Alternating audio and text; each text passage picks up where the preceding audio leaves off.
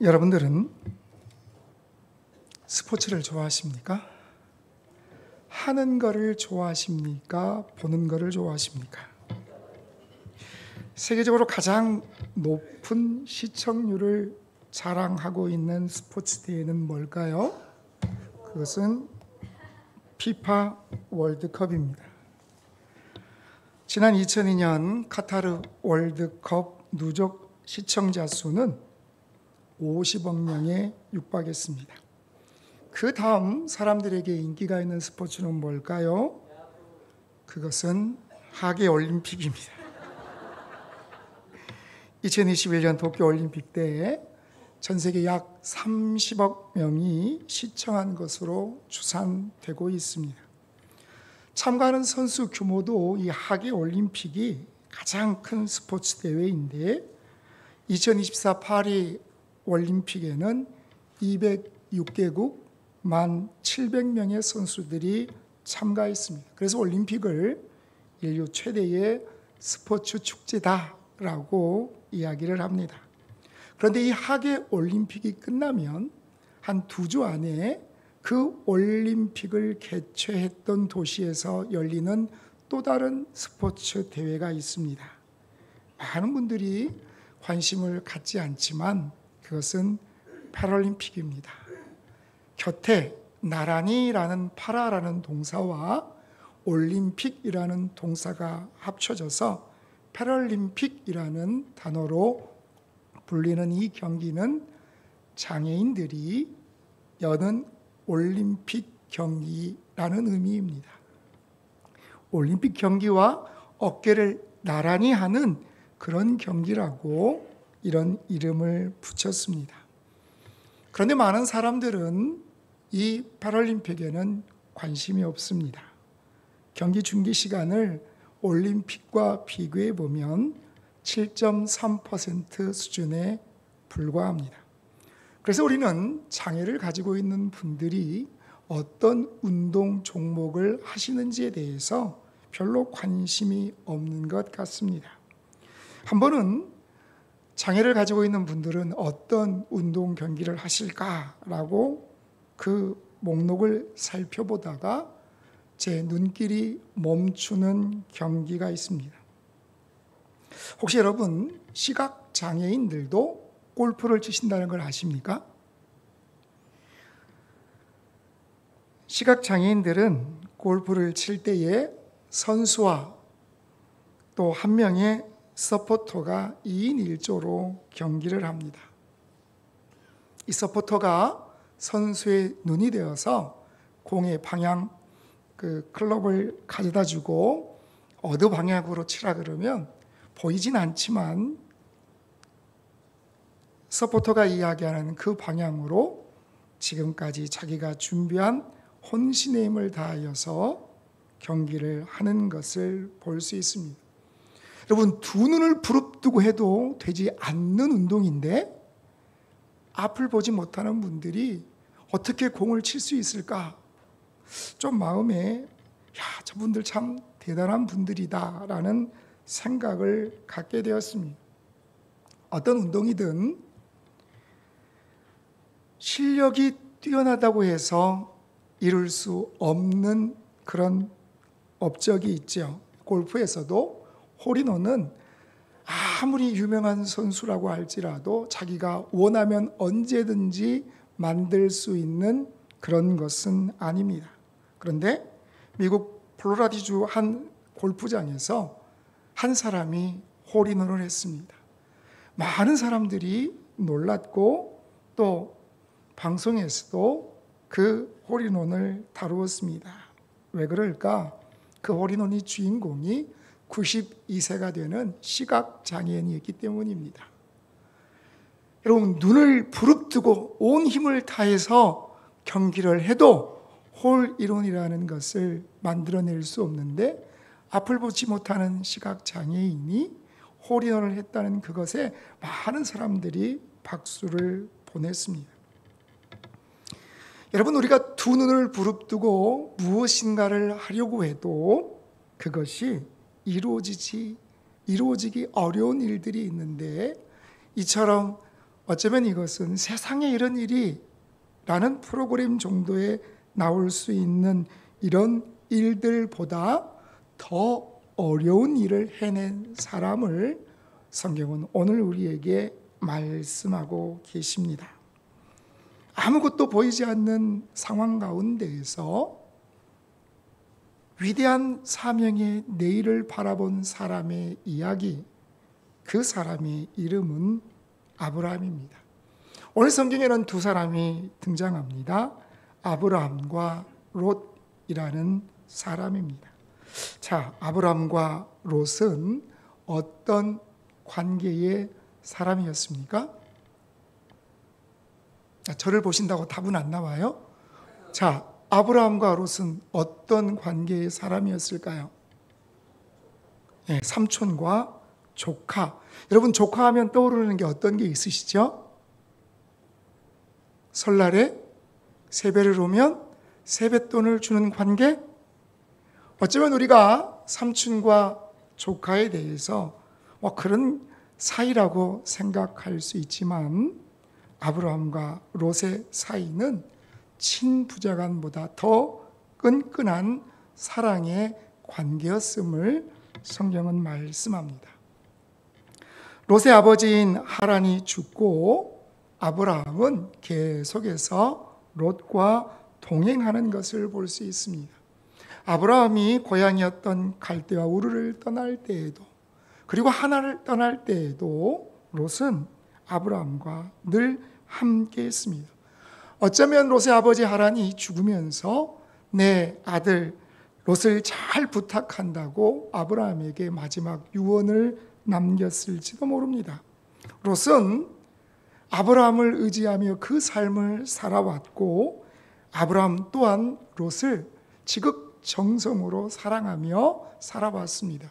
우리가 어디서 그것을 알 수 있습니까? 조카 롯이 북방의 연합 왕들이 쳐들어와서 소돔과 고모라에서 롯을 잡아갈 때 아브라함은 조금도 망설이지 않고 자기가 기르는 318명의 사람들을 데리고 가서 그 롯을 찾아오는 것을 보면 우리가 그것을 알 수 있습니다.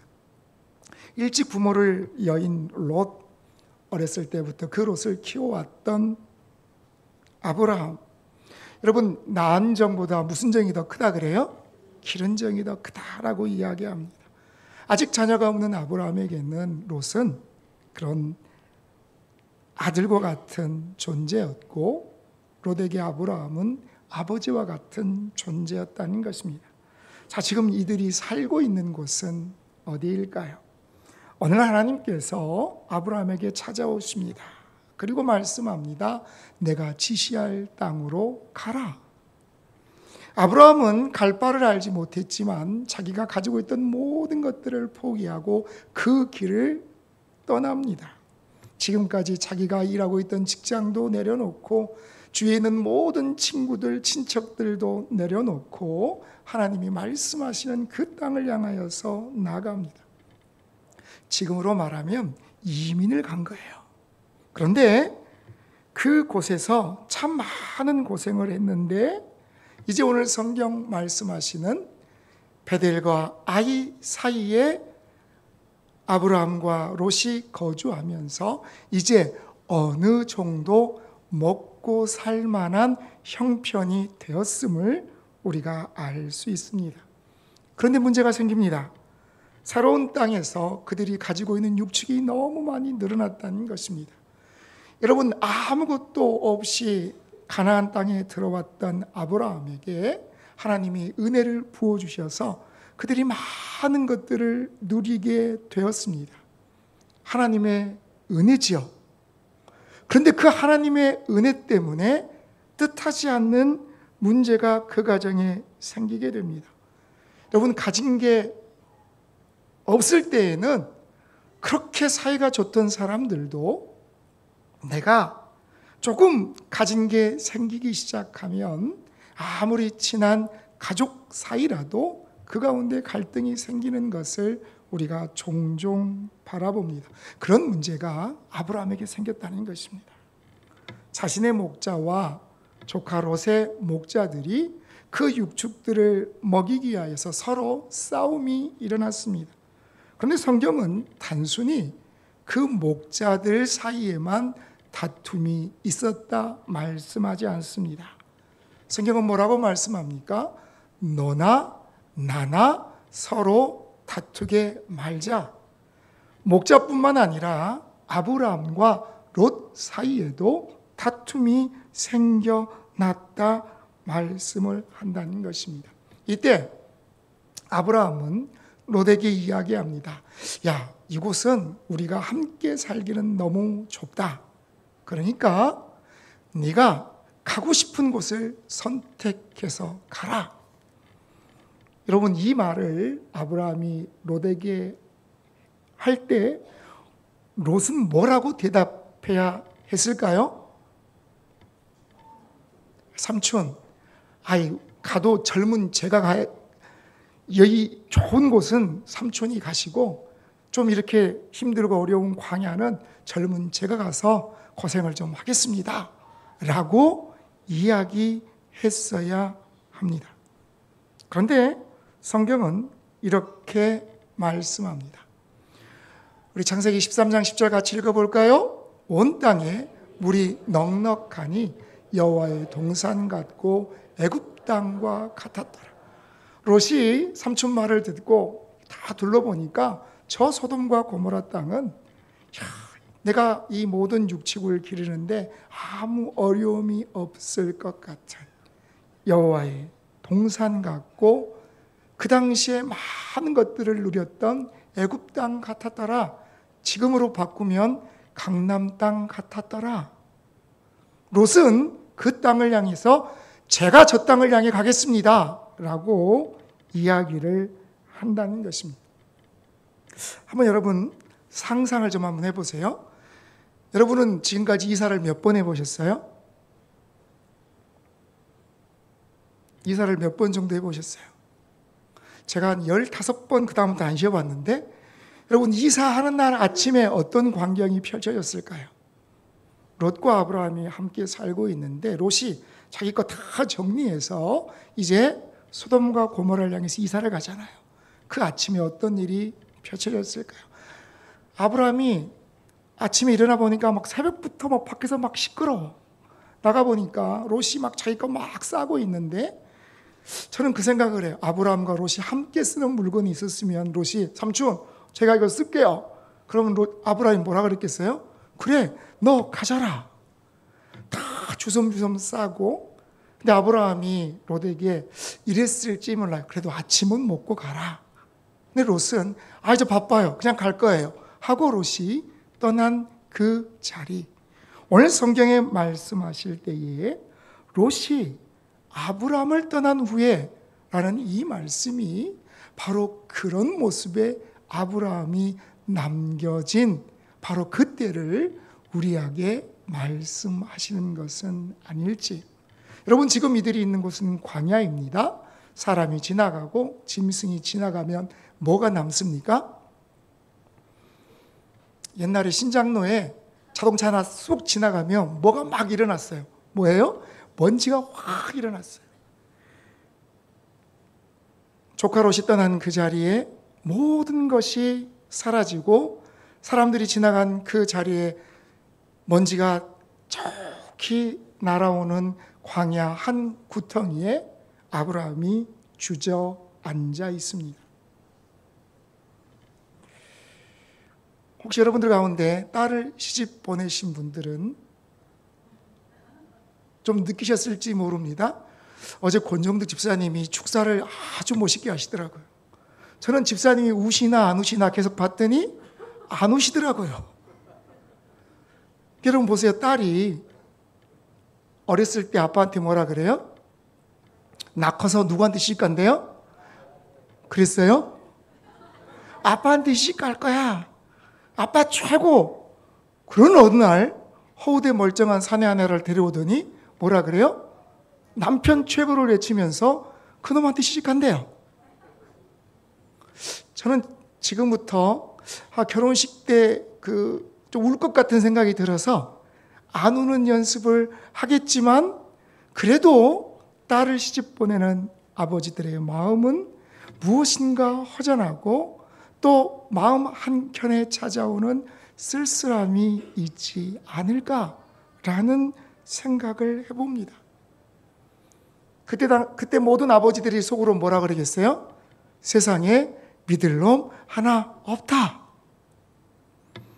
여러분, 오늘 본문에 롯이 아브라함을 떠났다는 이 말은 단순히 롯이 아브라함을 떠나서 이사 갔다라는 의미가 아니라 어쩌면 지금까지 사랑하는 아들처럼 여겼던 롯이 미련 없이 자기를 떠나는 모습을 바라보고 아브라함이 느꼈을 그 상실감, 그 좌절감이 있는 바로 그때를 우리에게 말씀한다는 것입니다. 아브라함이 고개를 숙이고 푹 떨군 채 앉아 있다는 것을 우리가 어떻게 알 수 있습니까? 하나님이 찾아오십니다. 그리고 아브라함에게 말씀합니다. 뭐라고 말씀합니까? 너는 고개를 들어라. 자, 여러분, 고개를 들어라 라고 말씀하신다는 것은 지금 아브라함이 어떻게 하고 있다고요? 고개를 숙이고 있다는 것입니다. 내가 사랑했던 아들과 같은 롯이 나를 떠나버린 그 상실감, 어쩌면 그 마음 깊은 곳에 찾아오는 배신감이 그를 지금 고개 떨구게 만들었다는 것입니다. 그리고 그것보다 더 심한 고통은 어떤 것이었을까요? 하나님은 아브라함에게 약속하셨습니다. 창세기 12장 2절 같이 읽습니다. 내가 너로 큰 민족을 이루고 내게 복을 주어 내 이름을 창대하게 하리니 너는 복이 될지라. 아멘. 하나님이 말씀합니다. 야, 너 내 말 듣고 갈대아 우르를 떠나서 내가 너에게 지시한 땅을 가면 내가 정말 말할 수 없는 창대한 그런 자녀들을 너에게 줄 것이고 너는 복이 될 거야 라고 하나님이 약속해 주셨는데 지금 자신의 모습을 돌아보니까 자기는 지금까지 자녀가 없어요. 그리고 자식처럼 믿었던 롯도 자기를 떠나버려요. 그런데 어떻게 내가 큰 민족을 이룰 수 있을까? 하나님이 주신 그 사명에 대한, 그 사명이 이루어질 것인가에 대한 두려움이 그에게 다가왔다는 것입니다. 그런데 그런 아브라함에게 오늘 하나님은 찾아오십니다. 그리고 이렇게 말씀합니다. 14절 같이 읽습니다. 너는 눈을 들어 너 있는 곳에서 북쪽과 남쪽 그리고 동쪽과 서쪽을 바라보라. 오늘 성경에 보면 두 가지의 명령이 이 문장에 들어 있습니다.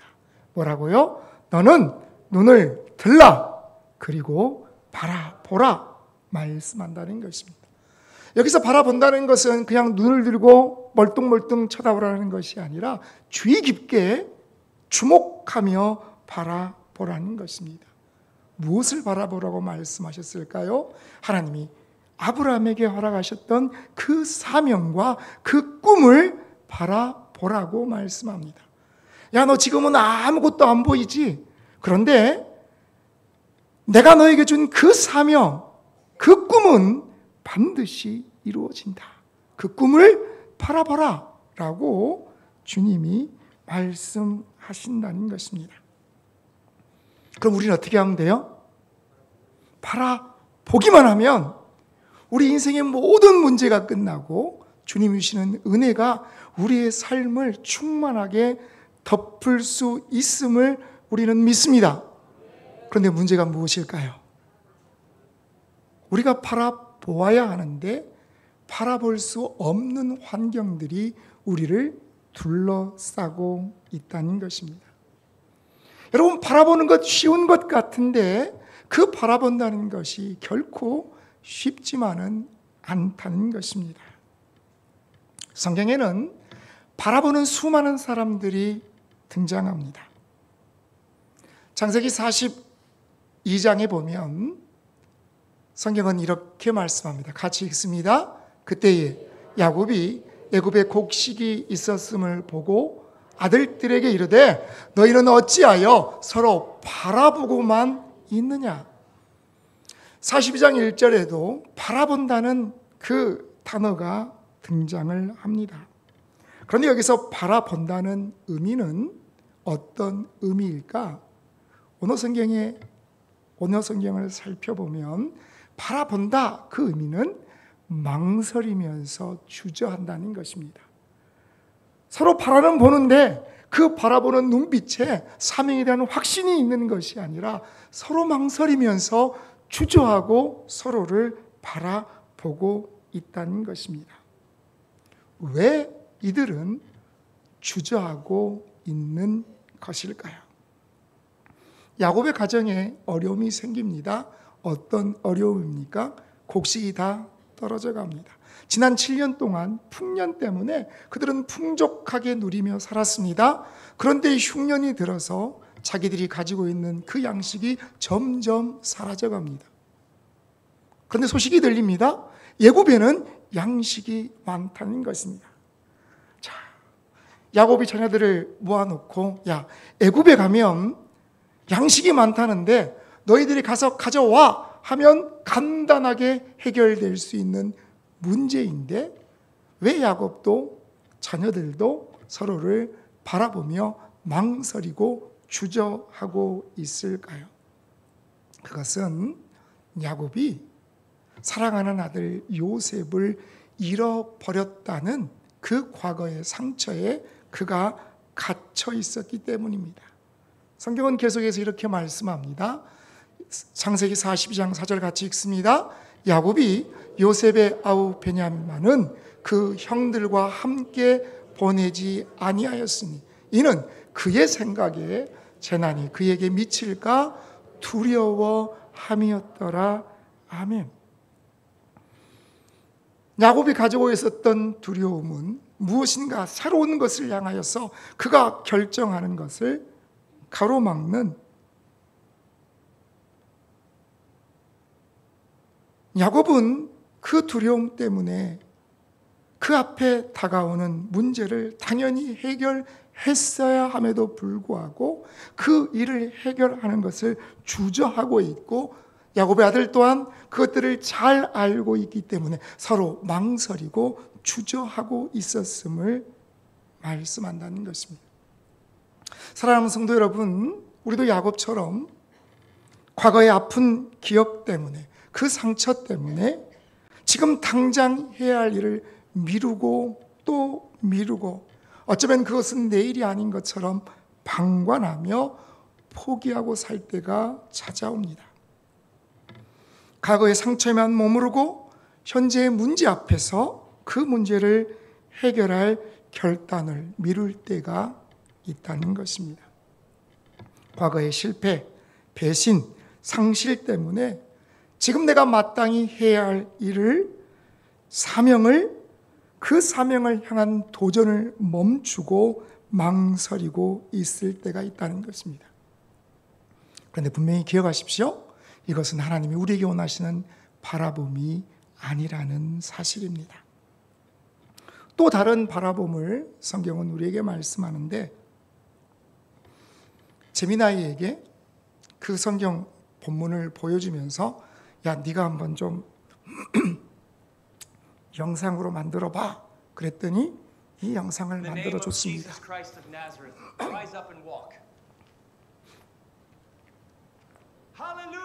자, 여러분 이 장면은 어떤 장면일까요?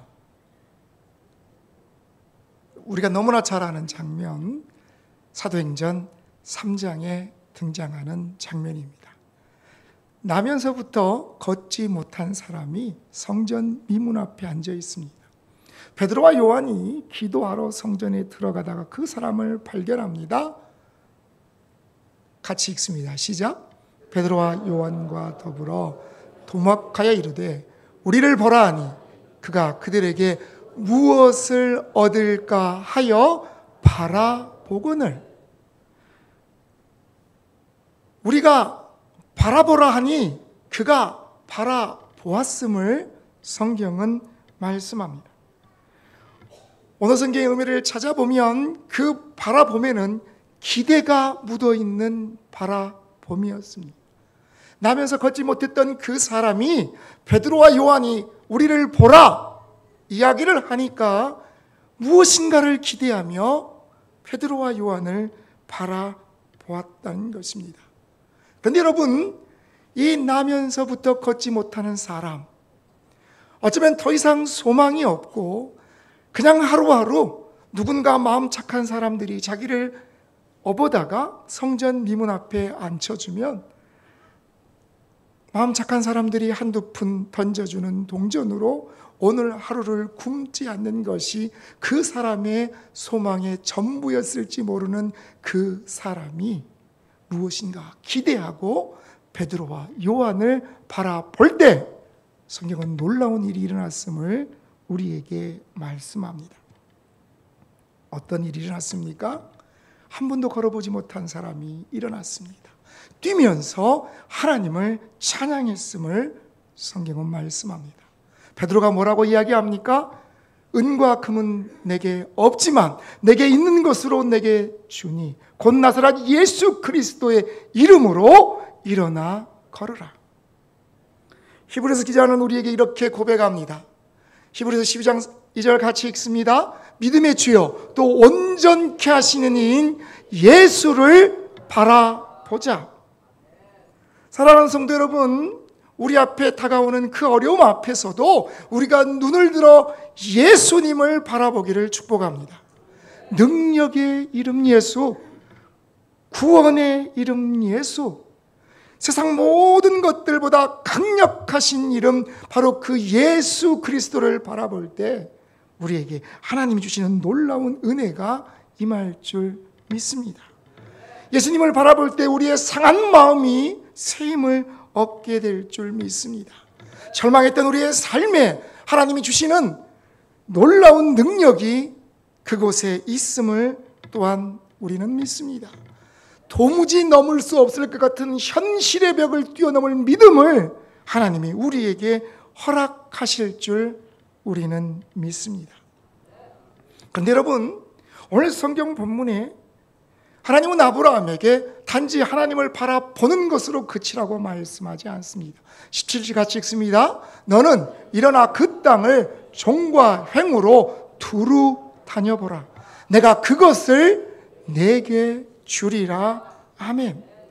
뭐라고 말씀합니까? 너는 그 땅에서 일어나라.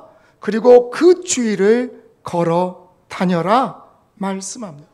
하나님은 아브라함이 고개 숙이고 있는 그때에 그에게 고개를 들게 하시고 하나님의 꿈을 바라보게 하시면서 그의 삶 가운데 하나님께서 허락하신 구체적인 행동으로 반응하기를 원하고 계시다는 것입니다.